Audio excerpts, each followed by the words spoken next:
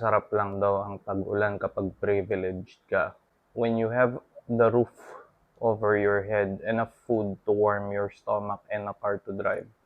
Pero in reality, ang hirap tumira sa bangketa habang umuulan, kumakalam ang tiyan o walang masakayang jeep. Cuddle weather lang naman kung komportable kang natutulog sa kama mo.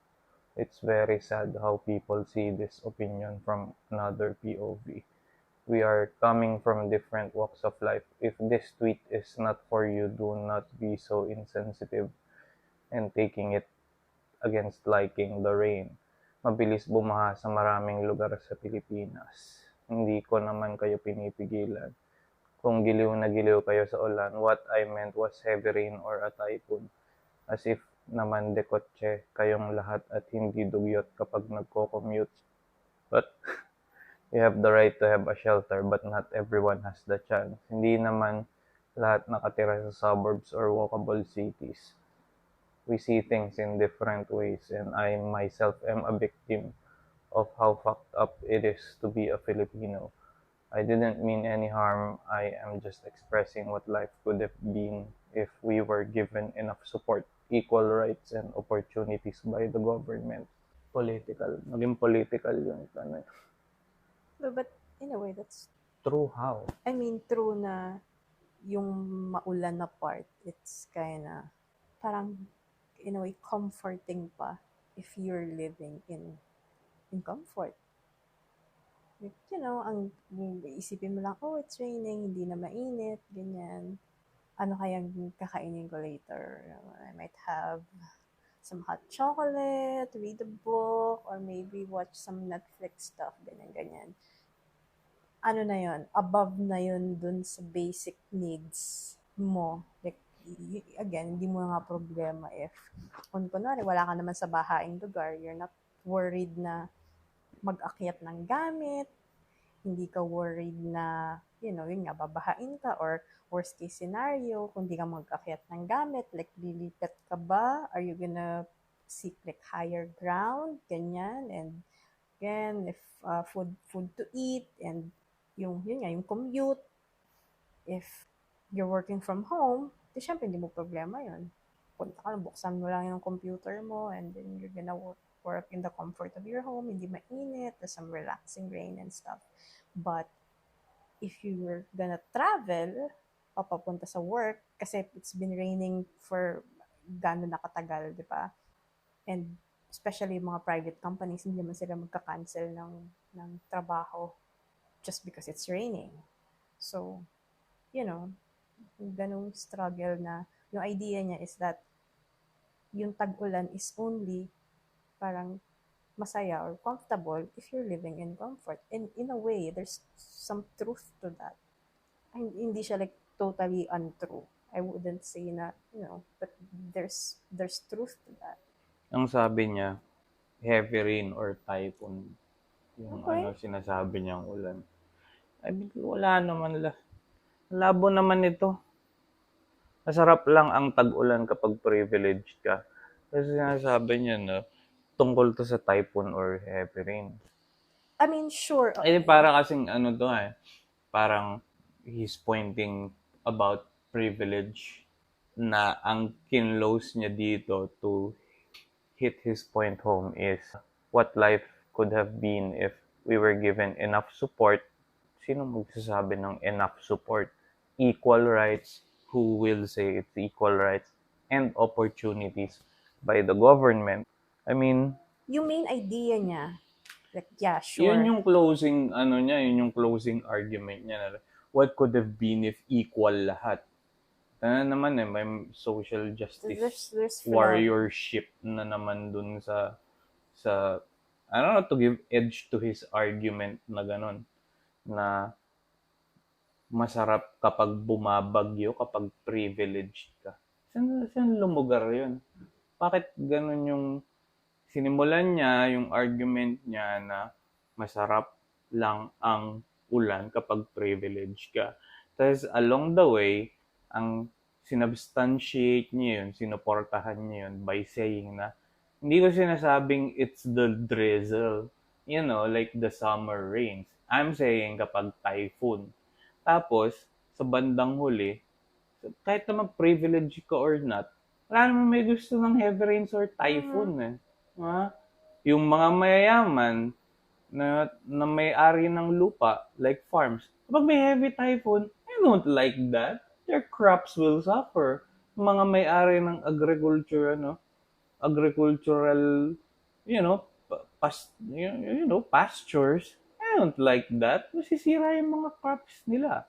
So, parang, kahit privileged ka, kahit makaaangat ka sa buhay, makaaangat ka sa iba, you don't like it. Di ba? Yeah.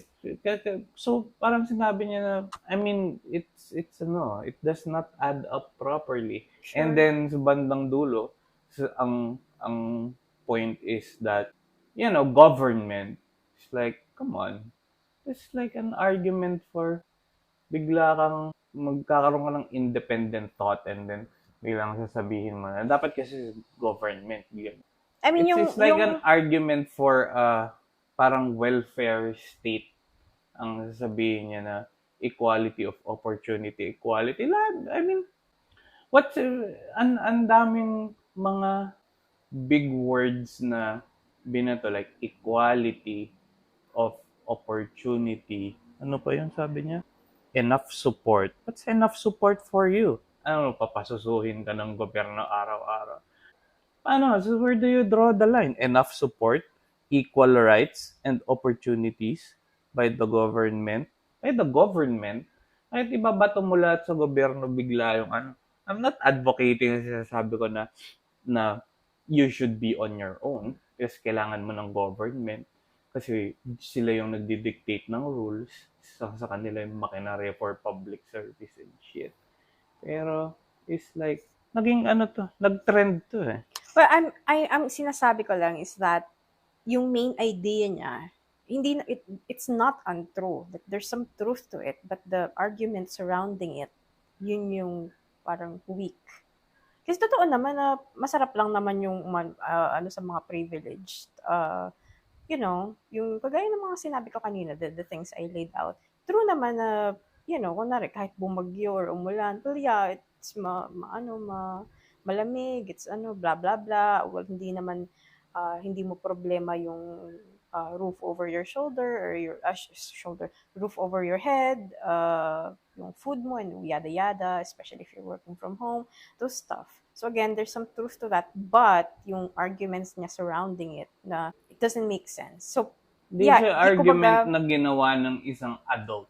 Alam mo yun. Kumbaga, nag-state lang siya ng fact. So yeah, that's totoo naman siya, but what's your point? Kumbaga, stating something is ang point nga niya is enough support by government. It's government issue. Biglang nilink up niya doon na I don't know, this wala naman siyang binigay na solution though. So nag-dissent lang siya and it's Twitter. So ayan, that's it. It's okay. Just it got like 1,900 upvotes and 473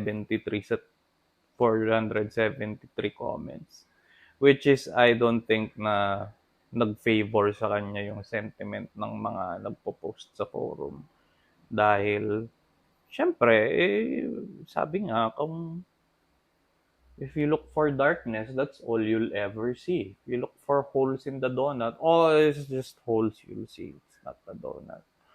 So yeah, this is not an argument na, well, it's Twitter, it's his wall, so, but, it's just like, naging issue yung tag-ulan na, and not even like, yun nga, the tag-ulan na, masarap na ulan. It's like, I don't know what his point is. Yeah, what you said. Ito, nagte-trend to lately. Why do all 7-Elevens now have a beggar acting as a guard, quote unquote, opening/closing doors and then asking for alms? Is it sketchy or am I overthinking? Hindi mo ba na-experience yun? What? Sa 7-Eleven, usually, di ba may mga naggaganon? Yung mga, hindi ka kasi palalabas eh, kaya hindi mo na What? Ano sabihin mo ulit? witness. Kasi sa mga 7-Eleven, may mga taong, mga palaboy. Hindi naman sila palaboy. Pero kumbaga, pupunta sila doon. Kasi magbubukas. Kahit di ba sa fast food, may mga tao na parang hindi na trabaho yun. Pero gala sila. Yung mga taong gala sa labas. Palaboy. Okay, so ano May ginagawa nila? term, pero hindi naman sila palaboy. Eh di, jobless sila, tapos hold nila yung papasok ka sa 7-Eleven. Madalas to. Okay. Usually, yan sila.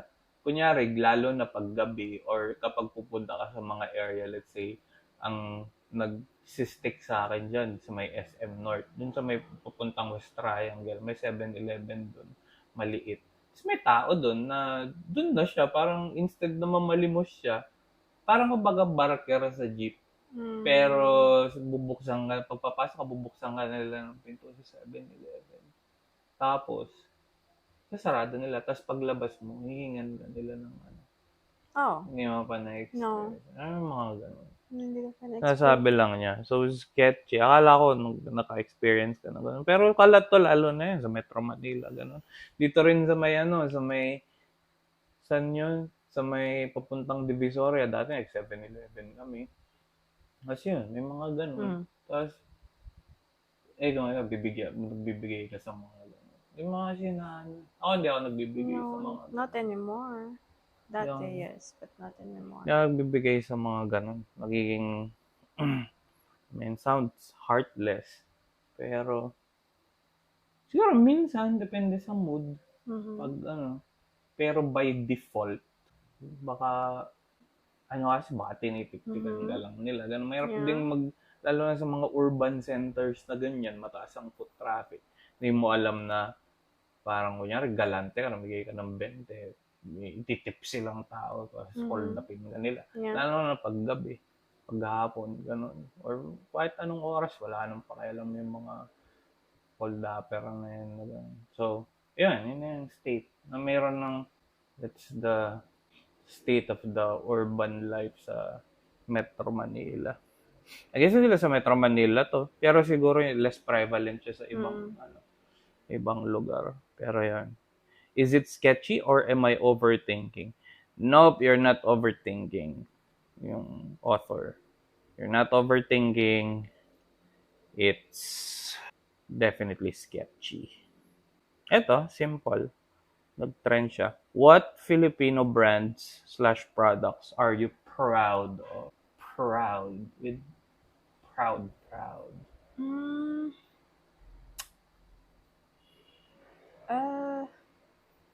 Wala. I mean, I'm not parang neutral. Wala naman ako proud. Kasi it's a whole different level. Wala akong kinahihiya, but I'm not really proud of any Pinoy brand. Exceptionally proud of, kumbaga parang kunyari yung sapatos na Marikina, ganun na may custom made, wala kang affinity sa local brands na high quality. Kunyari, mga gawa ni Kenneth Cobonpue, ganun. Yun talaga, feeling ko yung mga Cobonpue furniture. That's like its own. Well, I probably can't afford that, so I'm not really. pero at least, it's like getting it big in the international stage. Tapos yung niya, yun lang naisip ko. The other ones is like chocolates, mga ganun. Malagos. Oh yeah, probably mga that. Ganon. Yeah, now that you say it. Mga ganong klaseng products. Ano ba? Chocolate. Kasi I'm a chocolate. Hindi naman ako I'm not a damit person na I'm not, na brand particular. Basta I see something na, kasha and looks good on me. I mean, it doesn't matter the brand. Yeah. Kasi parang, kalamansi and ube. Brands ba? Ano sabi niya? Products o brands? Brands/products. Ako products yan. Kalamansi tsaka ube. Yan. Mga gawa ni Erwan Yusuf na documentary. Yun. Okay yan. Kalamansi, nag-pop sa Korea and some Mm. others. Ube nag-pop sa abroad. Pero specific brands, yun nga, kay Kenneth Cobon po eh. Ano ba yung mga mga Filipino na brands? Walang nagsistick sa akin na wala na brands, na Filipino brand. Wala. Ano? Okay. Well, it's pretty much it for that. Tingnan natin kung anong mga brands to. Bristol Shoes, sabi nung ni author. Bespoke, Lerio Chocolates, Akaba. So, bag siya. Our Tribe, Best Leather Sandals daw. Don Papa Rum, Best Packaging for Alcoholic Beverage.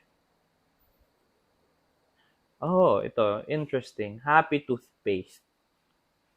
Sabi ng isa. Nag-hired sila ng mga deaf employees. Okay. Ay, that's pretty much yung Gumtech, Happy ang may Oh. gawa nun, kaya binibili ko yun. Yellow Cab, I didn't know that. Filipino. Okay, sabi di umano ng UP professors at dito sa nag-comment. Yellow Cab Pizza was a thesis. The aim was to create a local pizza restaurant that the masses won't think as a local restaurant. And it worked. The food, the concept, and even the name fooled Filipinos thinking that it was an American brand of restaurant. Same daw as Hanabishi. Okay. Hanabishi Appliances. Hindi sila Japanese? What? Today I didn't know that. Ay, tingnan pa natin.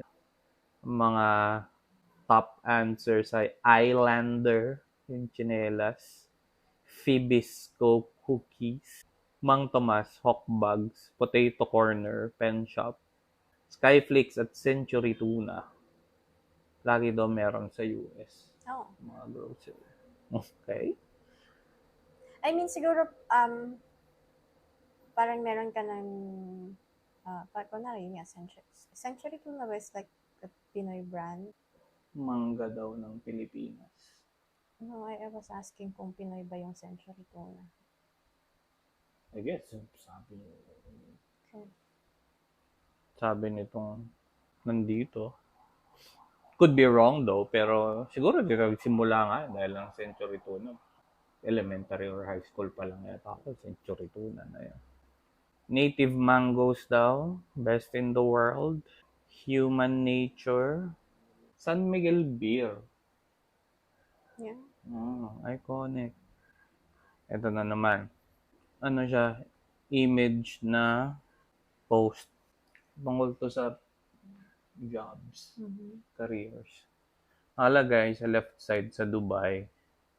We are looking for store manager. Must have the following. Valid passport. Willing to be trained. Yun sa Dubai.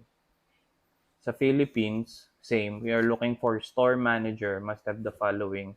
Graduate of any 4-year course, diploma, Form 137, NBI clearance, SSS, Pag-ibig, PhilHealth, TIN number, birth certificate of dependents, marriage contract if married, 2x2 picture, 1x1 picture, health card, cedula, have 1 year's experience on the same field, 35 years old below, fluent in English, presentable with pleasing personality, customer service oriented, good in calculation, have knowledge in MS tools.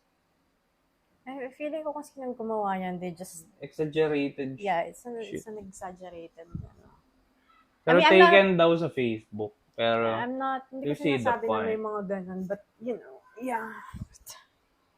Oh, wait, ito. Sige, bago ka naganap. Ito, how to handle a customer na gusto akong ipatulfo. Not sure, pero parang I've seen that. Ito yung kwento. For context, I am a small business owner and I sell Korean skincare products online. I buy in bulk from Korea and resell. There is a customer that reacted not so well with a particular product that has AHA/BHA ingredients.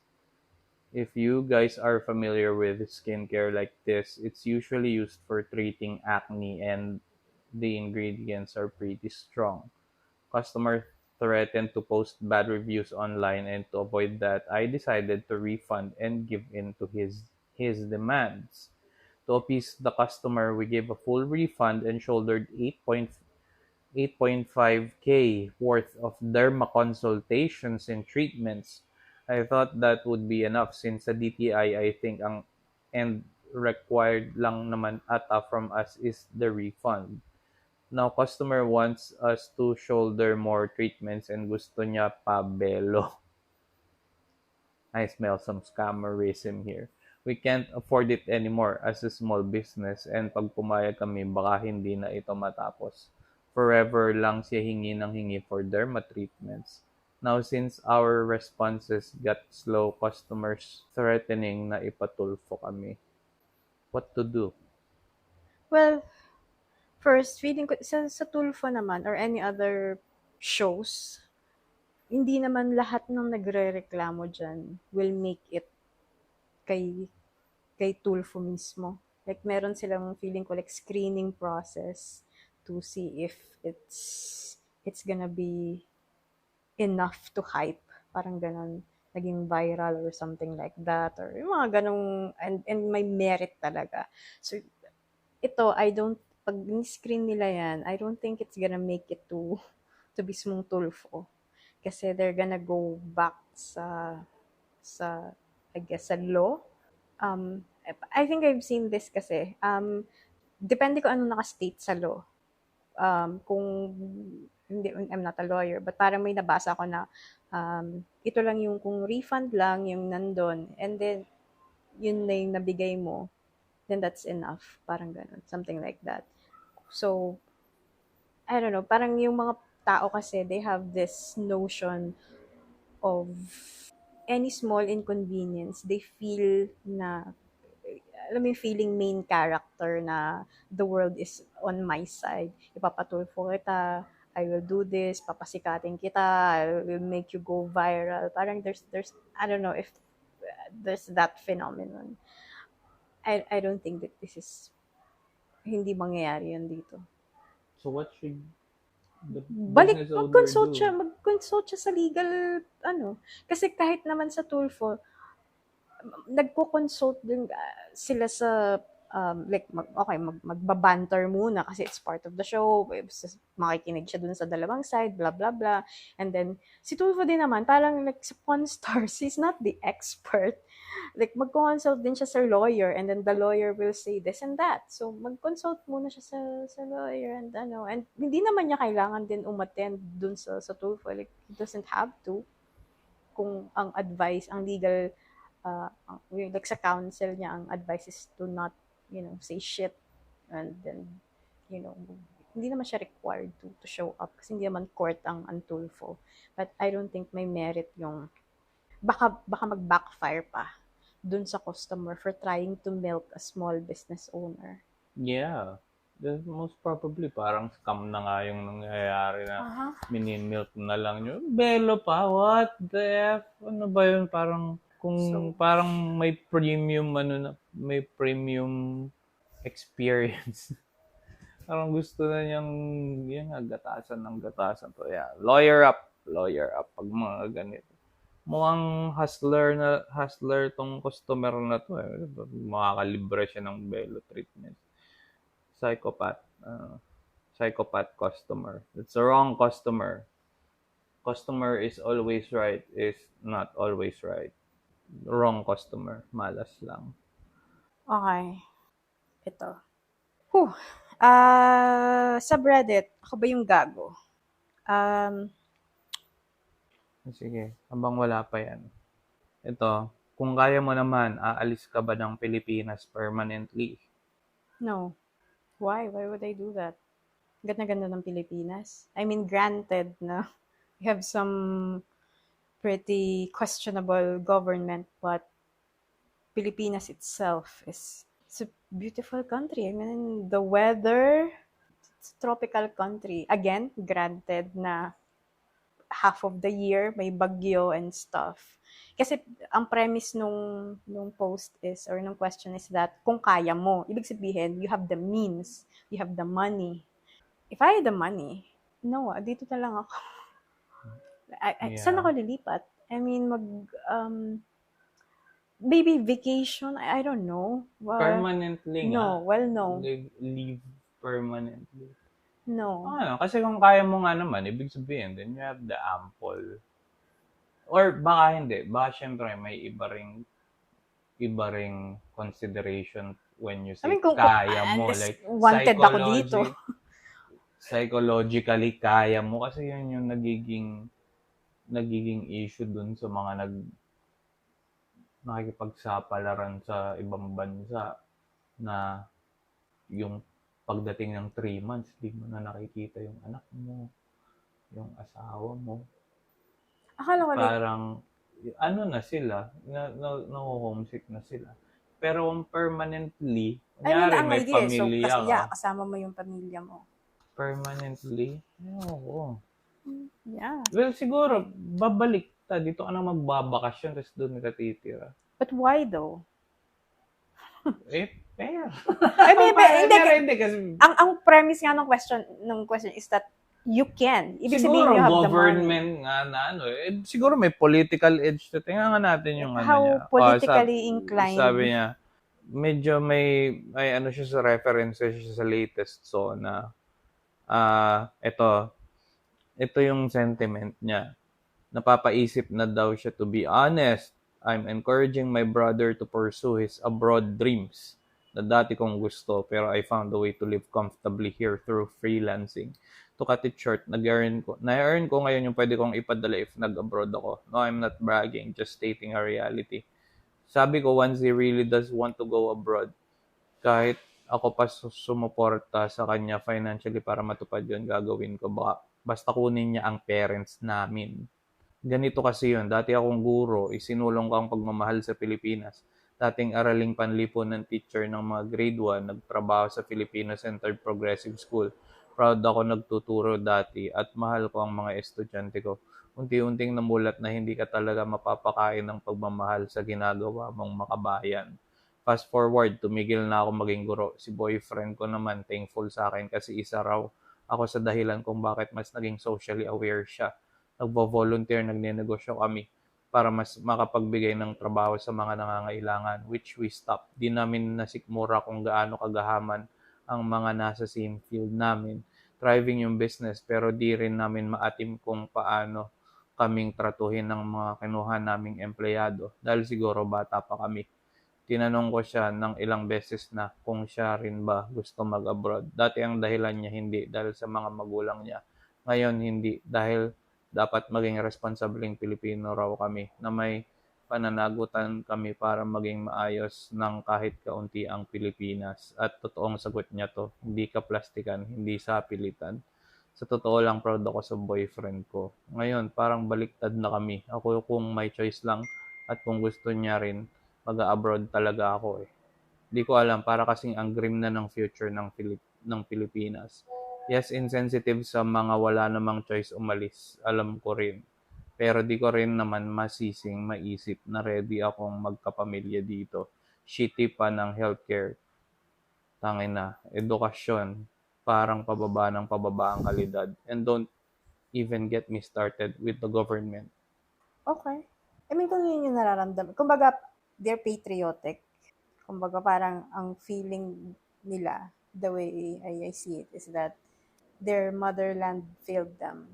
Something to that. But they still have some patriotic duty.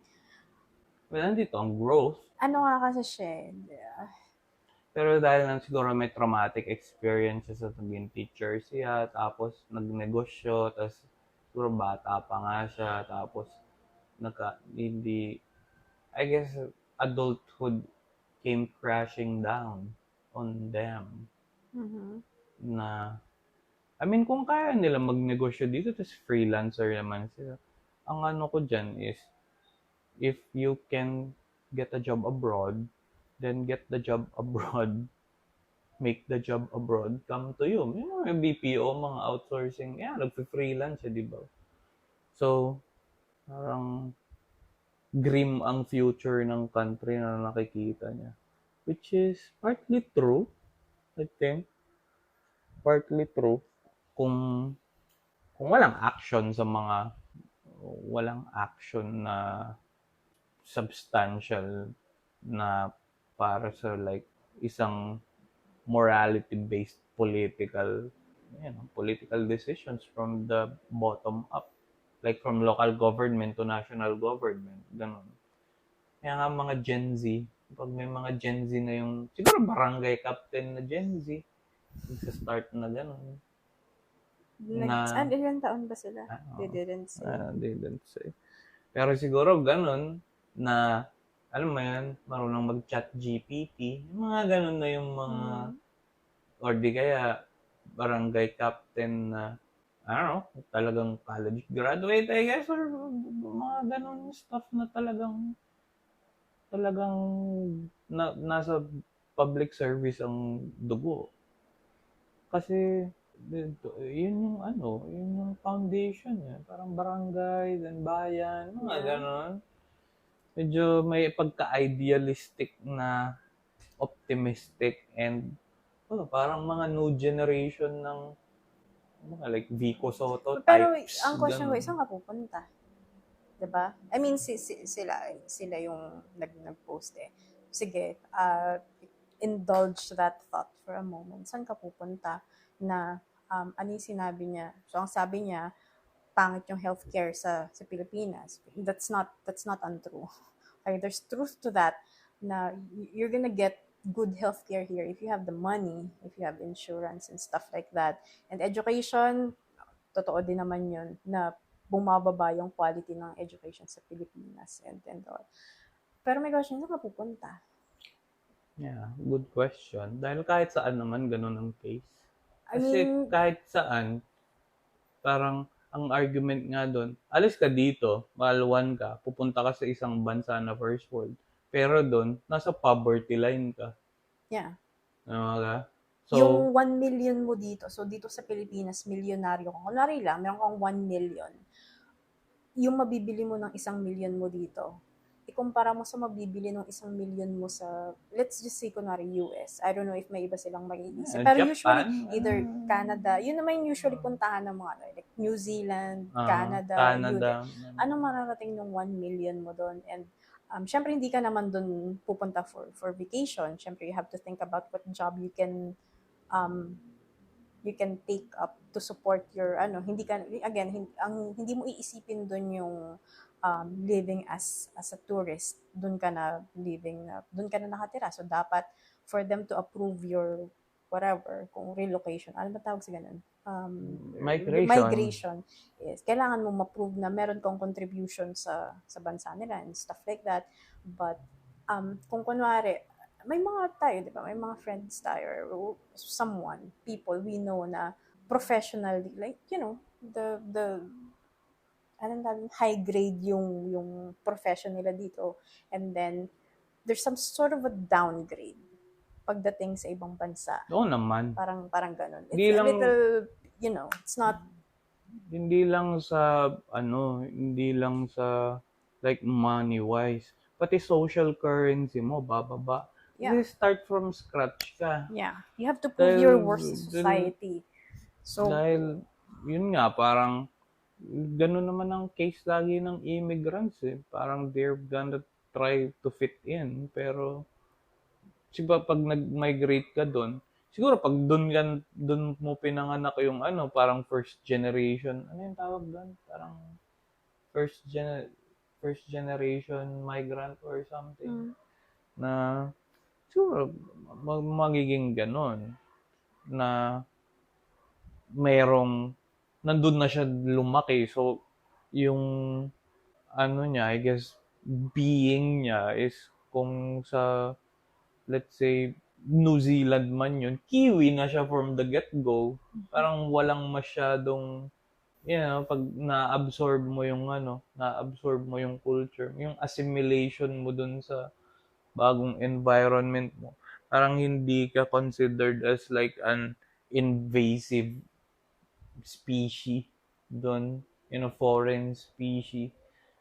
So, ang laking nun. May culture shock din. Sa mga racist, mga ganun. Mga school shootings pag sa US. sa New Zealand, Australia, ganun. Parang, I don't know, pero most probably, syempre, iba yung parang, I guess, may case na baka maging tingnan ka nila as a second-class citizen. Yeah. Depende kasi syempre, maraming mga tao, mga ina-atake nga just for being a foreigner na ganun. So, yeah, hirap. But, to answer this, no. I'm gonna stay here in our country. Healthcare, ganun naman talaga. So, just be healthy so you won't need healthcare. Okay, ito na. Ako ba yung gago if I vowed to not attend any family gatherings anymore? Mababaw ang reason, they missed a family event at my workplace last week na sinabi ko na sa kanila last month pa. Without my family knowing, I was a part of a big project sa company namin, global, and received my first ever award since I started working for the institution 3 years ago. I will be awarded on the afternoon session of the said event. I have to give a speech, so I thought I wanted to surprise them. Speech ready, invitation ready. Now, before the day of the event last week, nagrereklamo na sila na they don't have anything to wear. We are not well off, so wala talagang budget for that.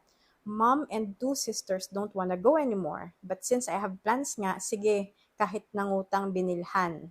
Came the day. The program started late, almost an hour late.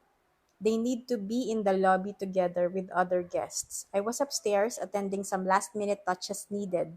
The tour, part of the program, started na. I don't see them. Called them all once, twice, thrice, many times and answered on the nth time. Pumunta na lang kami ng Green Hills. Tagal magsimula eh. My feet brought me to the restroom and cried for my poor self. This happened when I was younger too, once. Self-pity, exhaustion, and everything all came at once. I went home after a long day. I was shouted at because I did not understand them daw and I did not respect their time and effort to be in a way. Attending the event pa din naman. Sister number 2 is getting married on December. Sister number three's first baby's christening is next month. I have no plans to attend both or any family gathering in the future. They missed mine. Why should I not miss theirs? Or why should I miss theirs? PS, told my sister number 3 that I will not be on the binyag, so she downgraded na the event package from 70 to 50. My guests are excluded now. Thoughts? I understand, but I don't agree. I understand na ganun ang action niya. But I don't agree with it. Okay. Expound. So that That kunwari nangyayari leads to sa'yo. more mess. So kung sa akin nangyari, I don't know if this is kung lalaki ba siya o babae ba siya or something. Does it matter? Yeah, it matters. It matters how you handle things. Kasi hindi lang naman hindi lang naman yun yung magiging end ng, kasi, I don't know, just have different values, different perspectives on that sa pagdating sa male and female, I think. Kasi I'm a male. I don't know kung perspective ba yan ng female or something. I mean, I don't think it matters. It matters. Kasi male perspective itong sasabihin ko. This is my personal, my personal feedback on it. Okay. Mukhang kailangan niya is someone na magsasabi sa kanya na, I don't know, maybe a friend na to tell her na yung direction na pupuntahan niya will start to get messy, na like someone's gonna give her some tough love din na, I agree na it sucks na napunta siya sa ganung Pero anong situation. mo? Gago ba siya o hindi siya gago? If pag tinuloy niya, gago siya. Ginago niyang sarili niya. If I vowed to not attend any family gatherings anymore. Okay. Yeah, it's wala na siyang naging vengeful na siya. Wala na siyang pakialam sa future ng immediate family niya. It's not even tita or pinsan niya and all. It's the immediate family na na wawasakin niya willingly. Pag tinuloy niya, well, tingin ko. Pero gago ba siya for having those sentiments? I don't think so. I mean, pinaghandaan niya, hindi in-appreciate.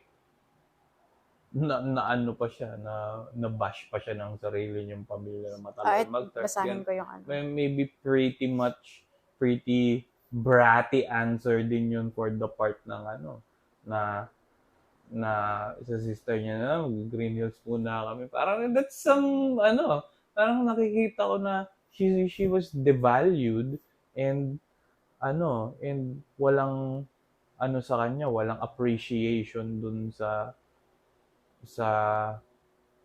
eventful na moment na yun sa buhay niya. Dahil kung kahit pa work-related yun, the mere fact na source yun para sa kanya ng self-fulfillment. Dahil syempre, recognition yun sa work niya. Nandun, marirecognize siya. And then yung mismong family members nila is just wala man lang I guess wala man lang sa part niya na yung dating sa kanya nun.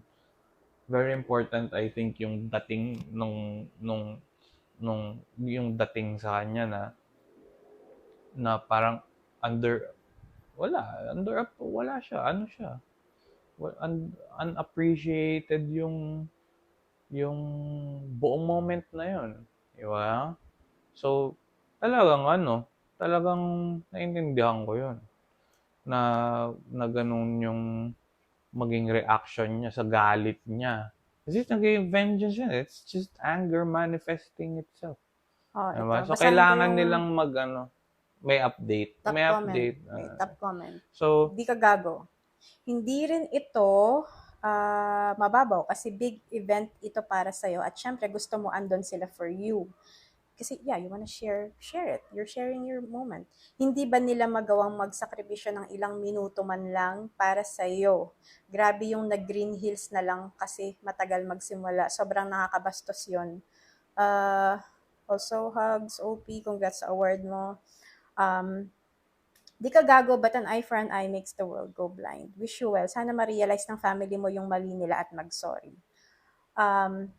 Di ka gago, every milestone is a milestone. Kung di nila kayang respetuhin yun, di nila deserve respetuhin yung kanila. Di ka gago, ang gago yung pamilya mo. may kagaguhan yung pamilya. Ito. I probably this. I agree with dito. Di ka gago, pero sana hindi dahil ganti yun, kundi for your peace. Sana di ka inggit pag nag-post sila ng pics basta para sana sa peace mo. You should make as much time for them as they do for you. Hindi lang sa simpleng pagkapatas ng number of events missed yun pati din kasi sa impact of each. Although mas maigi pa din yung mapag-usapan nyo sana in a calm manner so they know you were hurt and magka-opportunity sila to apologize. Mas magre-react sila sa manner mo kesa sa actual things you're saying. If, for example, you approach them in an angry or resentful patampo way. Hindi naman siya dickhead. Yan ang gago. Yan ang definition ng gago. Wala naman dickheadedness unless sukli yan sa kanya. Again, this is some forum poster doesn't make her the instantly the protagonist of this story. Maybe again mayroong possibility na may possibility na in the past meron siyang gago tendencies.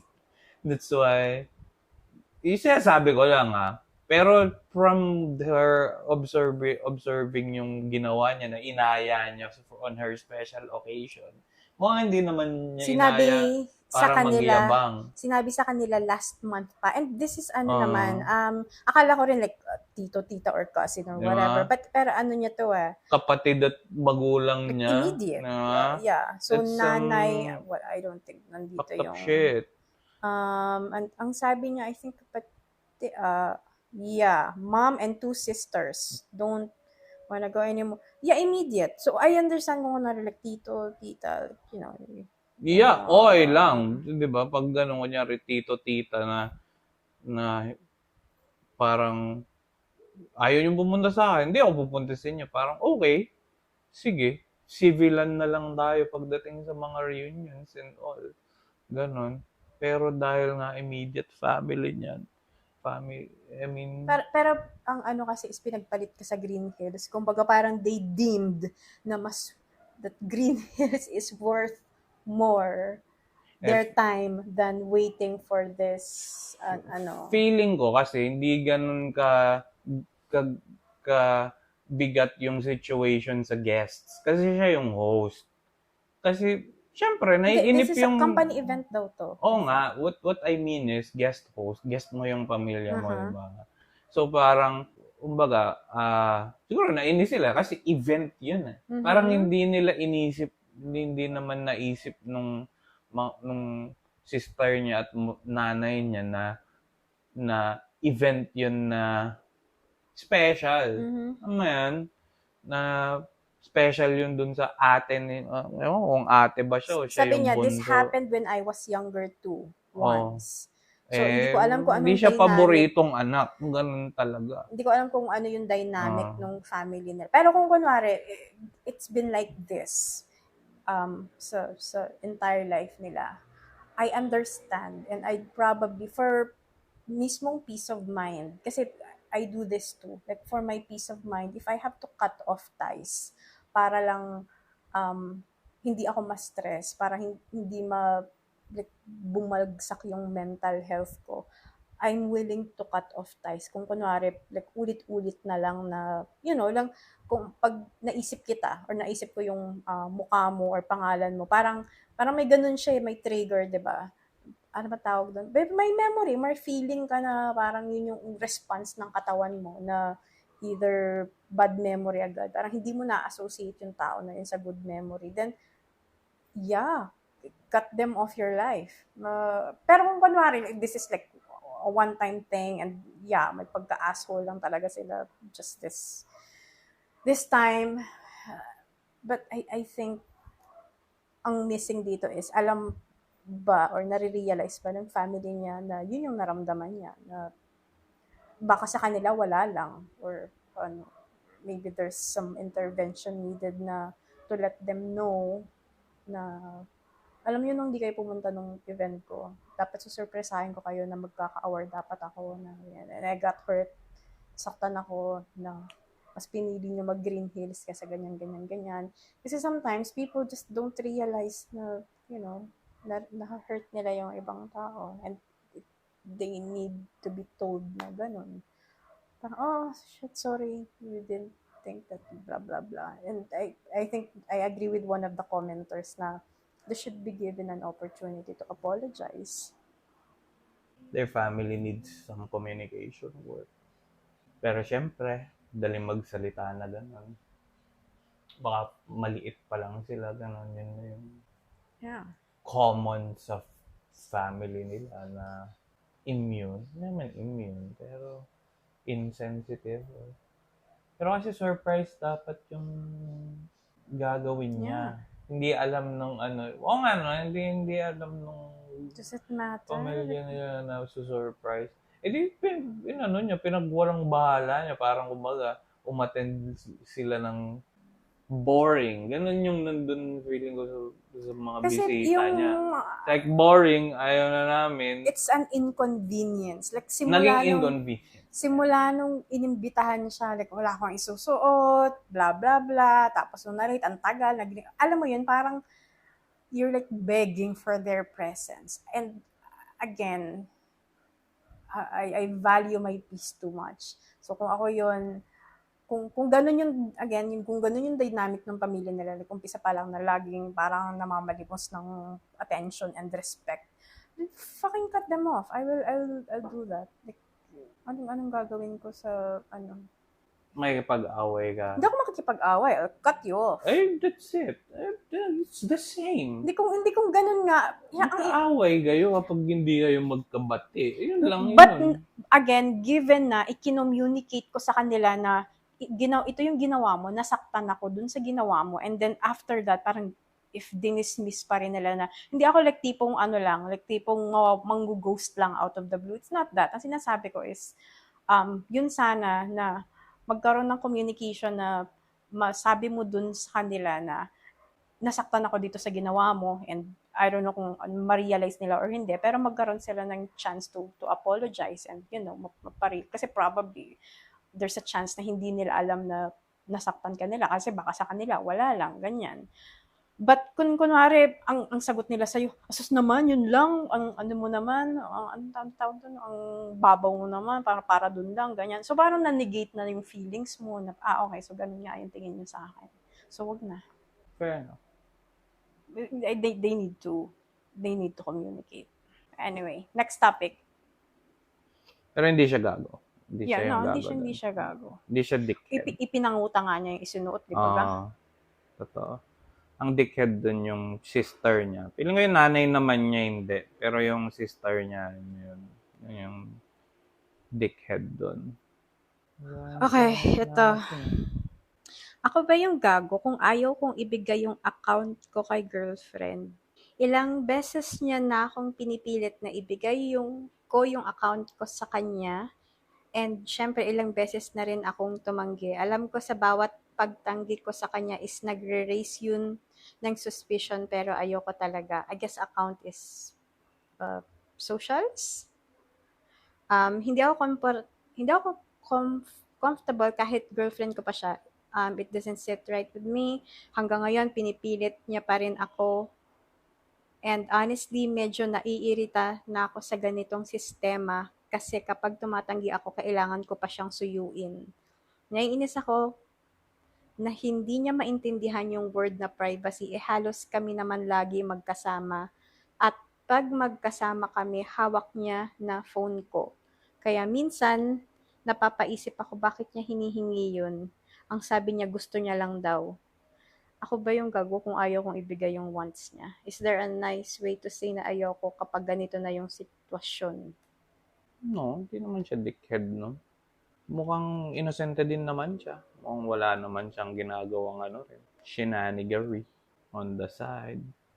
Ang dickhead dun, kung sinabi niya sa girlfriend niya na pabastos na, I don't know, kung paano niya i-deny yun. Pero based from post niya, may decency pa nga siya na humingi ng insight sa public forum kung paano niya sasabihin in a polite way sa girlfriend niya na privacy. Kung pinipilit siya, that's some other story. Did you have like experience before na ganun? I didn't know that was a thing. No. Ang turn off kaya ng ganun? What? Yeah. Oh, wait. Isa. Another topic. Okay. Ako ba yung gago kung ayaw kong alagaan ng lolo ko? Temporarily, dinala ng ate ko dito sa amin yung lolo ko dahil nga matanda na, walang ginagawa sa probinsya. Turns out, nagpapakita na ng signs ng dementia yung lolo ko. Syempre, since ako yung naiiwan sa bahay, kasi wala pa naman akong work, sa akin naiiwan yung lolo ko. Student din ako at sobrang demanding nung course na kinukuha ko to the point na ilang months na akong stressed at burnt out. Ang akin lang naman, kung idea nila na iuwi siya dito sa amin, bakit kailangan ako lagi yung sumalo sa burden na yon? Hindi maiwasan na sa sobrang kulit nung matanda nasisigawan ko siya, and yes, nagigilty ako, pero sinusubok talaga yung pasensya ko, dagdagan pa ng stress at pressure sa school.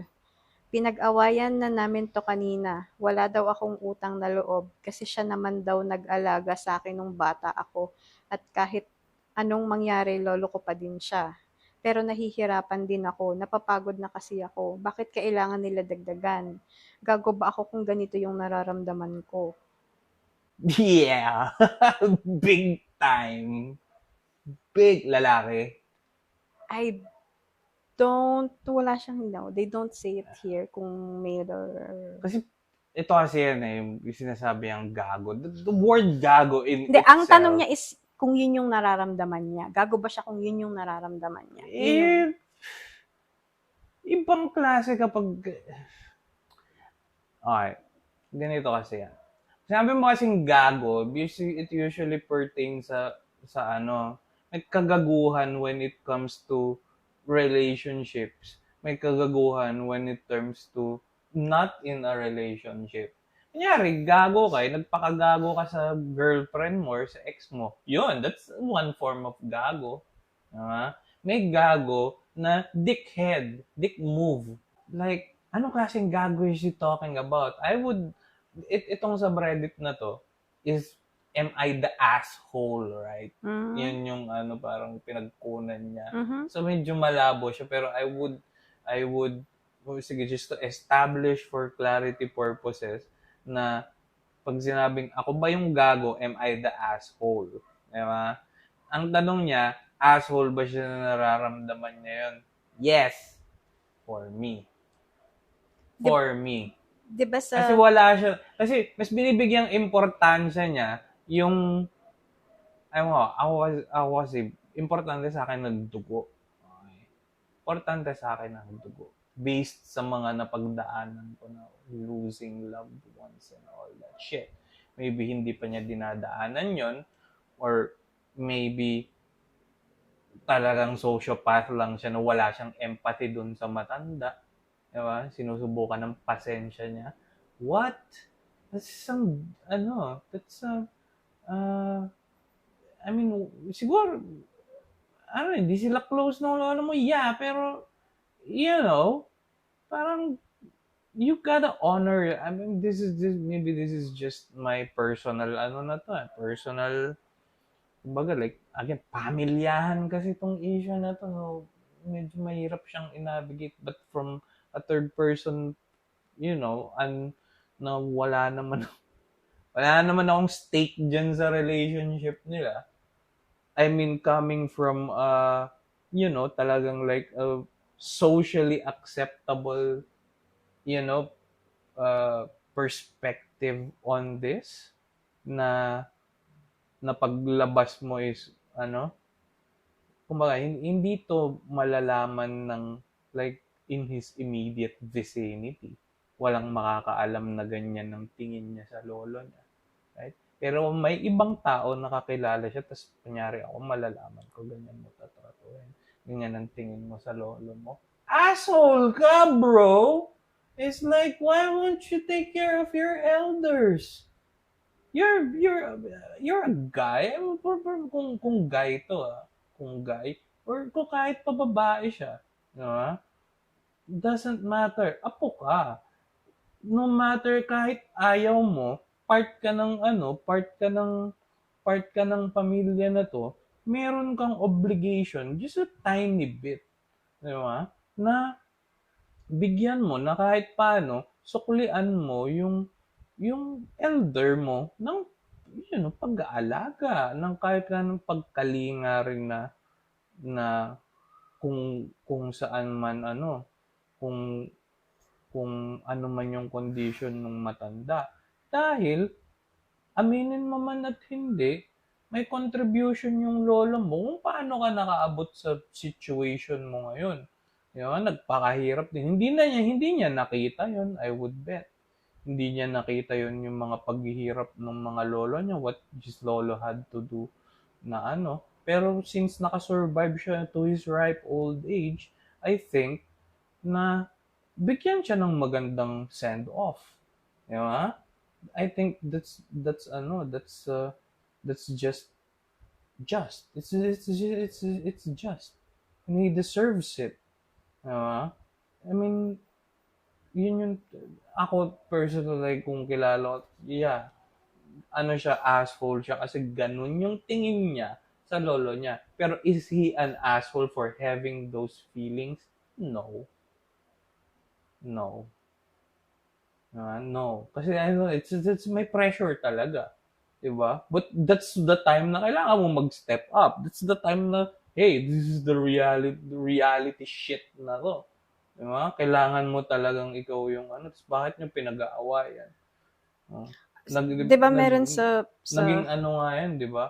Parang, nagiging issue yan na parang, hindi ba yun na pinagtuturuan nyo yung kung sa pagtuturuan nyo kung sinong magpapasahan nyo yung responsibility. It's not like nagpapasahan sila ng responsibility for the purposes of optimizing the workflow. Hindi eh. Parang bakit ikaw yung may idea nyo? Hindi kayo yung mag-alaga. What a dickhead answer? What kind of answer is that? Diba? But, kasi tao lang din naman siya. He's allowed, allow it. He's allowed to have those feelings. Pero the mere fact na ayaw mong alagaan, ano yung question niya? Original niya, ayaw niya Yun yung alagaan niya. yung lolo. Ako ba yung... Of course! Alagaan mo yung elders mo. Nandito tayo sa At least wala siyang pakialam sa Filipino culture. Wala siyang pakialam sa, he's one of those people na he doesn't value na pag ginawa niya yan sa kanya, pag ginawa rin siya yan sa kanya kapag matanda na rin siya, he doesn't care. Diba? Kasi talagang ganun, suklian yan. Diba? So, he's not a gago for having those feelings kasi it's gonna require you to step up and freaking get that responsibility on your shoulders no matter what. Hindi ko nga kung mas priority niya yung school niya, yun pa yung isa. Priority, buhay na yung nakataya dito ng lolo mo. Di ba? Ngayon, if I were in his shoes, lolo ko muna, tigil ako sa pag-aaral. Ako na yung magiging caregiver. Sige. Just to get the old man have a proper send-off. Di ba? Kasi magbaband na lang sila nun. Papalubog na yung araw ng lolo niya. Hindi na lang ako magka-college. Sabihin ko, sige, magda-drop out na ako para makapokus ako kay grandpa. Diba? Kahit paano, mas justifiable pa yon pagdating. Kasi family issue to Pero yung sasabihin mo, ayaw na mag-alaga kasi I have this course. It's like asshole. You're making a wrong choice. Ganun. I have a different thought. Kasi, I have a very, very different thought, and you might not agree with everything I say, but ang thought ko dyan is, probably not in this subreddit, pero dun sa Am I the Asshole, may isa pang, so either you're the asshole, you're not the asshole, or everyone sucks here. So dito, feeling ko, yun yung rating ko, na everyone sucks. Kasi, first, ang sabi niya kasi, I'm just taking this as face value. Temporarily, dinala ng ate ko dito sa amin yung lolo ko. Feeling ko dapat may kasi this is a heavy burden. This is a big responsibility. You don't just drop it like a hot potato on someone. Dapat prior mo gawin to or ibagsak sa isang tao yung responsibility, sabihan mo muna na, uy, dude, wala si Von. Sige, I'll use my brother. Von, dyan muna si lolo kasi wala namang ginagawa sa probinsya. May heads up. Tapos may heads up din na habaan mo lang ng konti yung pasensya mo, nag-uulyanin na, may ganun. Parang may ganun, medyo mape-prepare mo yung self mo mentally, and sabi niya kasi busy siya sa school, so parang maayos niya yung schedule, may something ganun. So parang first, asshole yung ate ba niya yun? Asshole yung ate niya for not doing that, like pre-onboarding dun sa kapatid niya. And asshole din yung ate, ayaw nang ginagano na, yung sumbatan. Dapat gawin mo yan kasi ganito. Dapat gawin mo yan kasi ganun. It doesn't, for me, hindi siya, sa akin na, gawin mo to kasi ginanito kita dati. Hindi yun yung, I don't think that's the best way to gain. At most, giniguilt trip mo lang yung tao. And fine, sure, probably gagawin niyo yun kasi wala naman siyang ibang choice. But that's not a very good way to build a relationship. Kung student pa lang to, meaning bata pa to, probably college student, long way to go, tapos sisimulan mo yung relationship mo or adult relationship mo sa kapatid mo by guilt tripping him like this. It's not a very good kung ako yan, like, susuyuin ko siya na, sige na, saglit lang naman, temporary lang naman, ganyan. And kasi, sabi niya, umpisa pa lang na, signs ng dementia. Sa Pilipinas kasi, it's not, sa atin kasi nag-uulyanin. Parang, kumbaga, part na siya talaga ng pagtanda, it's not taken seriously here. Diba? Parang, but in reality, dapat, ang nag-handle talaga, or at least merong orientation sa family na ito yung i-expect mo kapag meron ng signs ng dementia sa elderly. So, dapat ganito yung gagawin mo, blah, blah, blah. So, ito, being the kid, probably, I'm assuming college student lang siya, wala naman siyang alam how to take care. Siguro, anong gagawin ko pag ano? So, syempre, kagaya nung sinabi niya, nauubusan siya ng pasensya and sabi niya nagigilty siya for feeling that way na nasisigawan niya yung ano. Pero sana, I don't know, kaya was sinasabi na everyone sucks here, like the entire family, na feeling nila yung brother is the weakest link, siya na lang yung kaya nilang parang kaya-kayanin na ibagsak sa kanya yung lolo, wala kang magagawa, like do that. Like sure, I agree with the responsibility, but you gotta equip the person na inaanuhan mo ng responsibility na may hear him out din na I have these studies, help me figure it out. I feel like this should be a team effort, hindi lang siya bala ka dyan, inalagaan ka ng mga bata ka, so figure it out. Parang that's very cruel and not fair. Hindi lang dun sa kid dun din sa lolo. Parang don't you think that your grandpa deserves much better na ipaalagaan mo sa apo niya na walang, anong tawag doon, walang parang mental and technical knowledge of what he's going through. Kasi this is like a medical condition. So, meron ba siyang medication and shit? Actually, dito sa Philippines, I don't think we give medication to people with dementia. So, I feel like everyone sucks dito sa situation na to. Ang tingin lang nila sa lolo nila, it's like, alagain na, ano. Kaya yung sabi ko, diba, na maybe, wala pang experience to sila when it really all, yung reality hits them in the face. And siguro nga kasi lolo niya, so kahit paano maybe hindi sila close ng lolo niya, pero sinabi, inalagaan din siya ng lolo niya So it counts for something. Pero yun nga na fair point na biglang pinasa sa kanya. Nasaan nga naman yung nanay niya? Nasaan yung tatay niya? Bakit ate niya yung nag-aalaga? Maybe, yun din. Baka, malaking factor nga. Ang sinabi lang niya kasi is walang ginagawa sa probinsya. Akala ko lang walang mag-aalaga sa probinsya. So parang kung wala lang siyang ginagawa parang mas masarap ka sa probinsya. Although hindi ko alam yung situation nila. Like, so I'm thinking Maynila, probinsya to Maynila. Maybe. I can't imagine na mas parang may... mali na dadalhin mo sa urban center yung matandang, parang mali. Mas like, sa Maynila... Punta ka na lang doon, ikaw na lang yung mag-alaga, right? Parang... Or sa Maynila, parang ano yung gagalawan mo doon? Tsaka pag may onset, kayo nga, may dementia, lagi silang bumabalik doon sa...